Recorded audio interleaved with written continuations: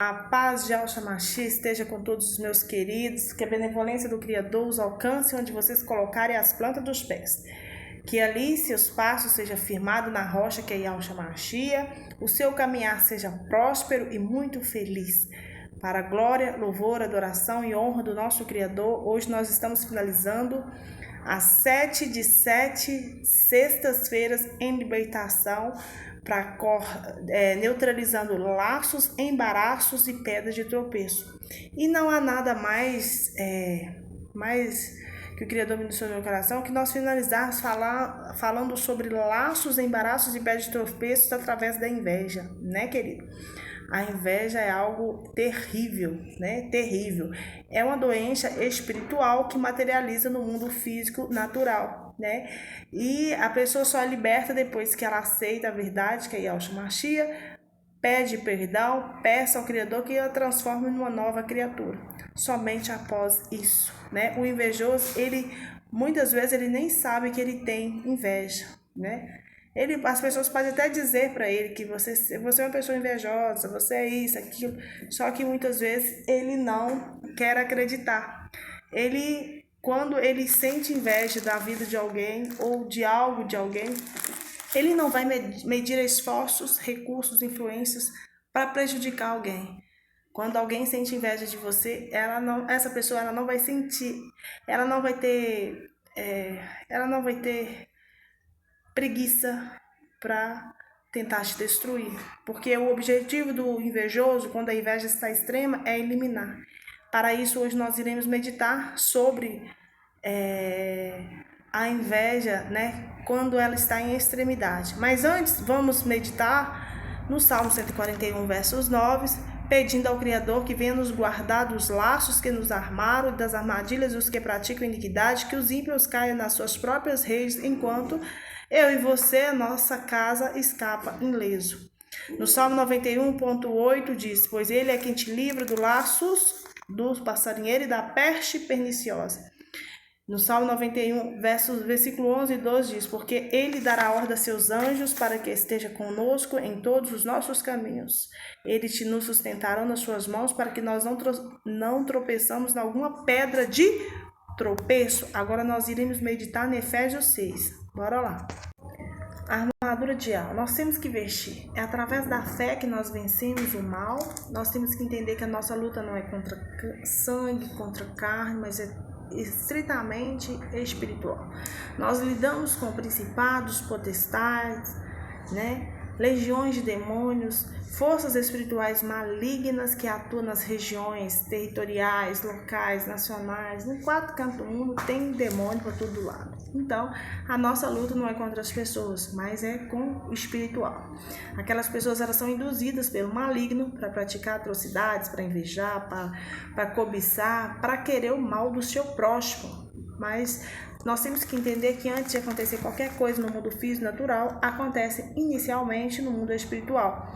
Por isso que quando nós entendemos isso, recebemos visões espirituais do próprio Criador, nós entramos em ação, em guerra espiritual, neutralizando toda a ação maligna e desfazendo os laços, né? Quanto ao mais seja fortalecido no Criador, na força do seu poder, vista com toda a armadura de alma para poder ficar firme contra as ciladas do diabo. Porque a nossa luta não é contra sangue e carne, mas contra os principados, as potestades, contra os dominadores deste mundo tenebroso, contra as forças espirituais do mal, nas regiões celestiais.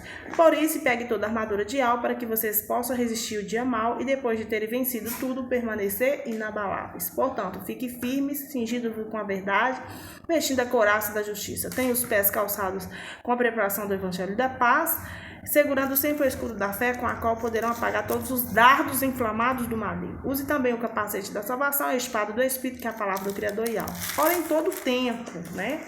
No Espírito, com todo tipo de oração e súplica. E para isso, vigia com toda a perseverança. E súplica por todos os santos. Ore também por mim, para que, ao abrir da minha boca, me seja dada a palavra com ousadia, tornar conhecimento o mistério do Evangelho, pelo qual eu sou embaixador em cadeias, para que em Yahshua Mashiach eu seja usado para falar como me cumpre fazer. Assim seja. Aleluia. Então, queridos, para nós exemplificarmos, né, e neutralizar todo o laço, o embaraço, pedra de tropeço através da inveja, que acontece muito, é muito comum nos dias atuais, sempre existiu, né? O próprio diabo, ele caiu por inveja porque ele quis ocupar o trono do próprio Criador. Então ele caiu, né?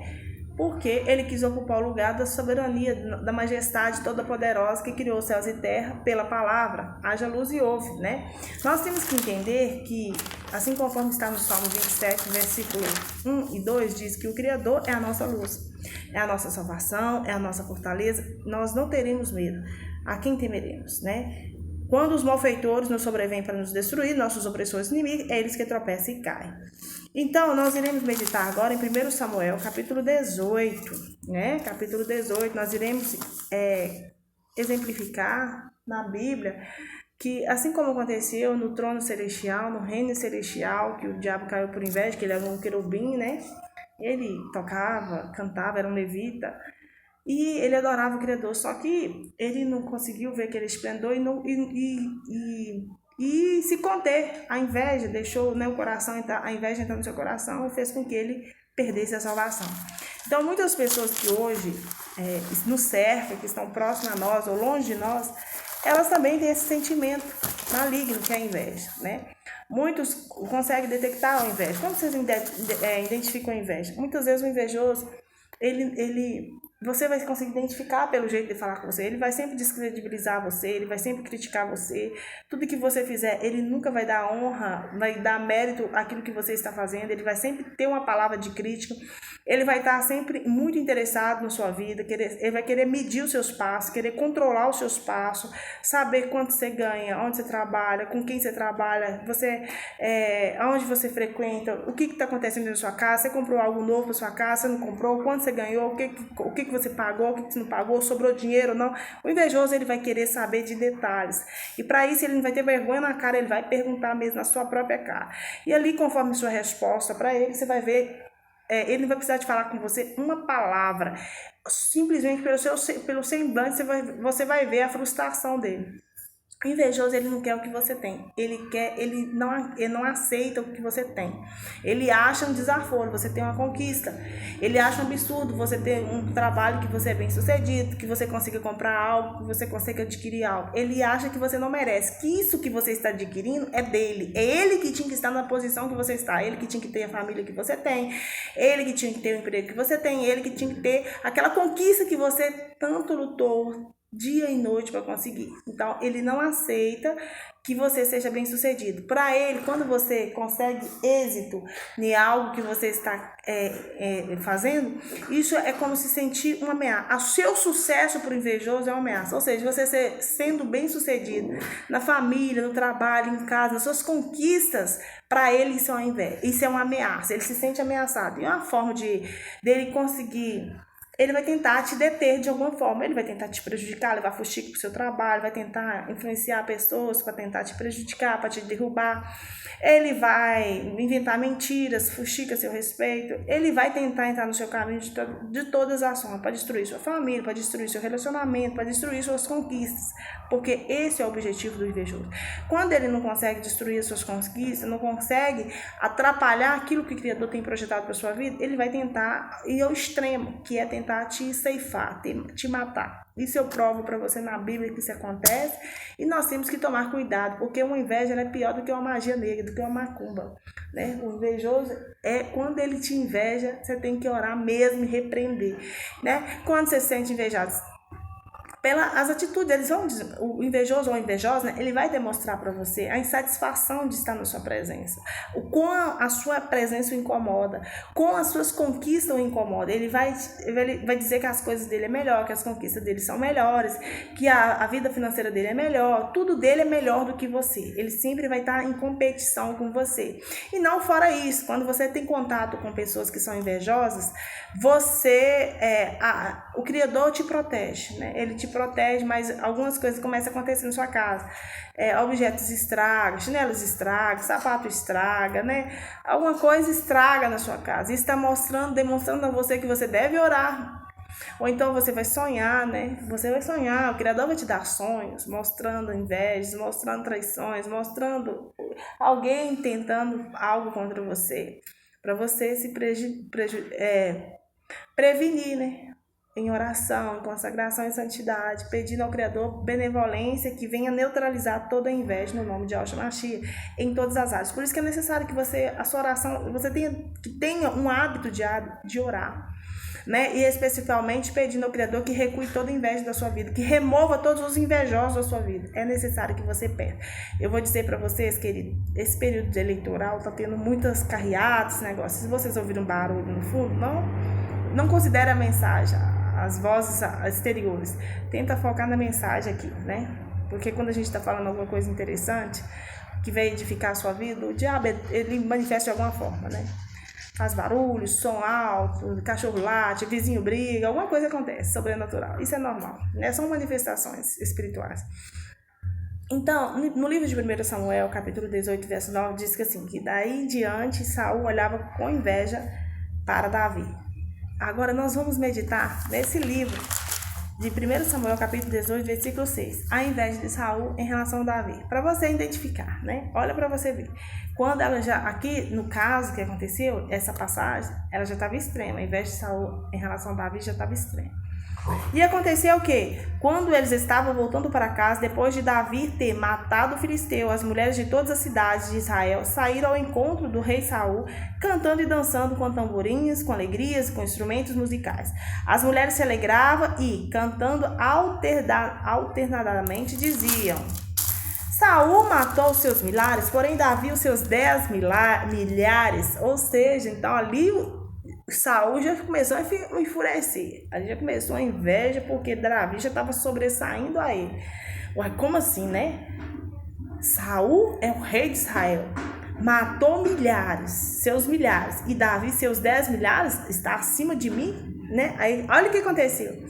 Saul se indignou muito, pois essas palavras lhe desagradaram em extremo. Ele disse: para Davi elas deram 10 milhares, mas para mim apenas milhares. Na verdade, o que lhe falta a não ser o reino? Ou seja, ele ficou com inveja, querido, porque Davi fez sucesso, porque Davi foi reconhecido, Davi foi aplaudido pelo povo, né? Davi estava sendo como um farol, estava recebendo reconhecimento do povo. E Saul era rei, tinha o trono de Israel, ficou extremamente indignado por um simples canto, né? Ou seja, Saul matou seus milhares, Davi seus 10 milhares, ele sentiu-se invejado, indignado, porque ele, no ponto de vista dele, ele era superior a Davi, que ele era maior do que Davi, entende? E esse elogio não poderia acontecer, tinha que ser só para ele. Isso é o invejoso, ele é egoísta, ele é egocêntrico, ele só pensa em si, só pensa nos seus próprios umbigos, que os outros se lasquem, né? Como diz o outro. Daquele dia em diante, ou seja, a palavra que nós estamos meditando, daquele dia em diante, Saul não via Davi com os bons olhos, ou seja, ele já começou a invejar Davi a partir daquele momento. Ele ficou assim enfurecido, indignado. Por quê? Porque ele era rei. Davi tinha sido ungido rei, mas ainda não tinha, né? Então, ele achava assim, como é possível o próprio Davi ser recebido pela população, pelas mulheres, com cantos, com tamborins, com alegria, dizendo que Davi cantou seus 10 milhares, mas eu somente os milhares? Isso para ele foi um momento de indignação, né? Olha aqui a manifestação, que você possa compreender como os laços, o embaraço, as pedras de tropeço encaixam diretamente. No ponto de vista dele, ali para ele já estava se sentindo inferior, né? Que ali, pelo canto, pelo reconhecimento daquelas mulheres, daquelas pessoas, ele estava sendo inferior a Davi. Olha para você ver, o invejoso. Ele se sentia grande, então ele tinha que ser reconhecido acima de Davi, no ponto de vista dele. O invejoso sempre é assim, ele quer reconhecimento acima de todo e de tudo. Ele acha que ele é melhor do que tudo e que é todo, que ele é grande o suficiente, que ele é poderoso o suficiente para ser reconhecido e que todo mundo tem que abaixar quando ele passa. Ele é egoísta, egocêntrico, né? Então, daquele dia em diante, Saul não via Davi com bons olhos. No dia seguinte, um espírito mau vindo da parte do próprio Criador se apossou de Saul, que teve uma crise de raiva em sua casa. O invejoso, ele fica com raiva, fica irado quando você é reconhecido, quando você obtém êxito, quando você recebe reconhecimento do próprio Criador e das pessoas. Uma das formas de você identificar uma pessoa invejosa é quando você vai contar uma conquista para ela. Ela vai ficar com raiva, vai ficar com ódio, vai brigar, vai ficar enfurecido, vai entrar um espírito ruim, né? Que ela vai manifestar. Você pode ter certeza disso. Vai gritar, vai pular, vai xingar. O invejoso, ele não consegue esconder a sua insatisfação. E através disso ele vai ficar irado. Ele vai demonstrar pelo olhar, pelas falas, pelos gestos. Ele vai mostrar indignação, raiva, ódio de você. É fácil de identificar uma pessoa invejosa. Então, pela própria então o que acontecia? No dia seguinte, um espírito mau, ou seja, porque quando você é possado por inveja, é espírito maligno que está atuando em você. E nesse caso, o próprio Criador permitiu que os próprios demônios possassem de Saul, né? Que teve uma crise de raiva em sua casa. Davi, como nos outros dias, tocava a harpa para ele, né? Porém, Saul, tinha na mão uma lança, que ele atirou pensando assim: encravarei Davi na parede. Porém, Davi se desviou dele por 2 vezes. Ou seja, olha para você ver, ele foi afastando o Criador por causa de desobediência, né? O rei Saul, ele pecou diante do Criador, ele desobedeceu o Criador, né? O Criador deu uma ordem para ele, para que ele Por quê? O Criador deu uma ordem para ele, quando o rei Saul lutasse com os seus inimigos, os amalequitas, que fosse eliminado toda aquela população, inclusive até os seus animais. Só que ele poupou. Então ele desobedeceu o Criador. Por isso que isso fez com que o Criador fizesse com que o trono dele fosse cancelado. E não somente isso, Saul, ele era muito desobediente, né? Ele ofereceu um sacrifício sem autorização do profeta, né? Samuel. Então, foi fazendo várias coisas, sabe, querida? Foi atraindo várias coisas. Desconsidera os sons, tá, gente? É política, da eleição, o bicho pega, tá? Então, aí, o que acontece, queridos? Aí, o que acontece, queridos? Ele desobedeceu o Criador, por desobediência, por afastar da própria presença do Criador, ao contrário do rei Davi, que ele sempre era homem segundo o coração do Criador, ele sempre estava presente, sempre obediente, consultava o próprio Criador, né? Então, esse foi um dos motivos, assim, pelo quais que ele perdeu o trono. Por quê? Por causa quando o Criador, ele pediu que destruísse tudo durante um ataque aos amalequitas, os inimigos dos israelitas, ele não fez. Por isso perdeu a unção, perdeu a comunhão com o Criador e perdeu o poder, né? Que está em 1 Samuel capítulo 15, 23. Ao desobedecer, Saul teve seu reinado cancelado. Evidentemente, quando nós desobedecemos o Criador, o que nós vamos perder? Unção, nós vamos perder a presença dele, né? Porque desobedecemos. Então, se ele fala, faz isso, se a gente não faz, nós iremos pagar pelo preço, né?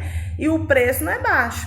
Então, o que acontece? Aí, o que aconteceu? O espírito imundo, o espírito da inveja, da ira, da fúria, o demônio entrou no Saul, apossou-se dele e falou: eu vou matar Davi. Por quê? Porque a inveja estava extrema em relação a Davi, né? Aí ele pensou: vou encravar ele na parede, né? E ele estava com uma lança na mão, ele jogou 2 vezes, só que Davi tinha um espírito excelente, conseguiu desviar. Então Saul, apesar de ele tentar matar Davi, não foi uma vez, não foi várias vezes, projetar, fazer a armada, emboscada, ele ainda assim, ele tinha medo de Davi. Por que ele tinha medo de Davi? Porque aqui fala na palavra que Saul tinha medo de Davi, porque o Criador estava com este e tinha abandonado Saul.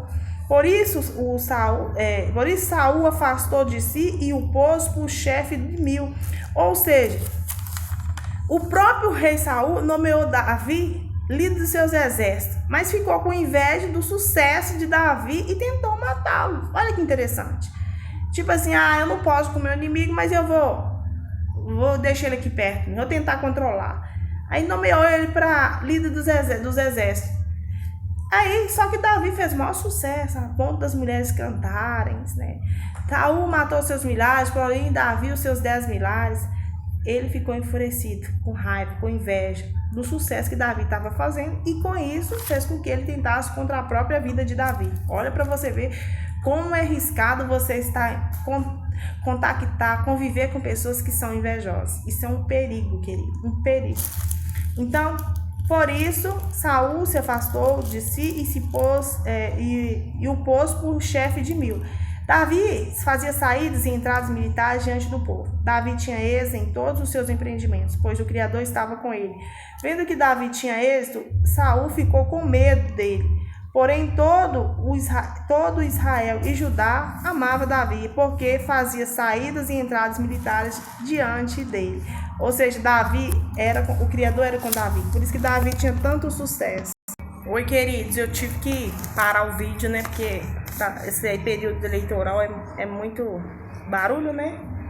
Então, o maior erro do rei Saul foi o quê? Não fez o que o Criador ordenou. E quando a gente não faz o que o Criador ordena a mim e você, nós vamos receber consequências da nossa rebeldia. Por isso que ele foi rebelde, perdeu o trono, porque não obedeceu e perdeu o seu trono. Então, o maior erro do rei Saul foi não fazer o que o Criador ordenou a ele. Ele teve consequência pela sua rebeldia. E ele perdeu o trono por quê? Porque ele foi rebelde, desobediente e não se arrependeu. E afastou do Criador. Né? Então, Saul, ele estava tão desobediente, tão rebelde, que ele chegou a consultar, porque a presença do Criador afastou dele, ele queria ter uma revelação, um auxílio divino, né? Que ele chegou a consultar uma feiticeira para tentar alguma... E ele queria receber um auxílio de alguma forma, porque a presença do Criador não adiantava. Assim acontece conosco quando nós perdemos unção, quando nós perdemos a comunhão com o Criador, nós perdemos o Ruach Kadosh. Por mais que a gente tenta comunicar com ele, tenta um auxílio, uma resposta, a gente nada dá. Então o rei Saul, ele não conseguia auxílio nenhum, porque o Criador já tinha afastado dele, porque ele era rebelde, desobediente, não se arrependia de forma alguma. Então ele chegou a pecar mais ainda, que ele foi consultar um feiticeiro para tentar algum tipo de auxílio, uns espíritos já de mortos, né? Pedindo um conselho e auxílio, mas nada alcançou. Né? A não ser a própria destruição e a destituição do seu posto, do seu cargo, do seu reino. Então, querido, para hoje eu quero finalizar esse vídeo. 7 de 7, sextas-feiras de libertação, de laços, embaraços e pedras de tropeço, que existe muito através de invejas, né? Pessoas entram no nosso caminho para trazer amarras espirituais em nossas vidas. Se você estiver no lugar errado, com a pessoa errada, ela vai te trazer amarras espirituais, vai te trazer pedras de tropeço, vai te trazer embaraço, ou seja, você vai dar um passo na frente, outro atrás. Então você tem que vigiar, você tem que saber quem que está no seu caminho. As pedras de tropeço são armadilhas, convites daquelas pessoas que você acha que são amigos de verdade, mas na verdade são pessoas que têm inveja de você e que desejam o seu mal. Então, pelo poder e autoridade do nome de Yahshua Mashiach, eu neutralizo agora todo laço, embaraço e pedra de tropeço contra a sua vida em todas as áreas. Eu determino que todo altar de Baal que caia por terra, todo levante no mundo espiritual com setas, flechas, dardos inflamados, seja neutralizado agora pelo poder e autoridade do nome de Yahshua Mashiach. Recue agora a inveja, recue agora laço, recue agora embaraço, recue agora pedra de tropeço. Por um caminho veio, por 7 está. De onde veio não quero nem saber, mas de onde veio volta, neutralizado e destruído. Queridos, a nossa alma foi salva como um passo do laço dos passarinheiros. Rompeu-se o laço e nós nos vimos livres. Aleluia. Porque na palavra dele diz que nenhuma arma forjada contra nós prosperará, e que toda língua que levantar contra nós em juízo, nós a condenaremos. Que essa é a nossa justiça, essa é a nossa herança, que somos filhos e servos dele. Então, o nosso Criador, toda gratidão por este propósito, a essa gratidão por 7 sexta-feiras de libertação de laços, embaraços e pedras de tropeço. Então, que todo mal contra a sua vida, contra as nossas vidas, seja aniquilado, ou seja, seja destruído, neutralizado no nome de Yahshua Mashiach. Que eu abençoe, queridos, no nome de Yahshua Mashiach. Até breve no nome de Yahshua Mashiach. Assim seja. Aleluia.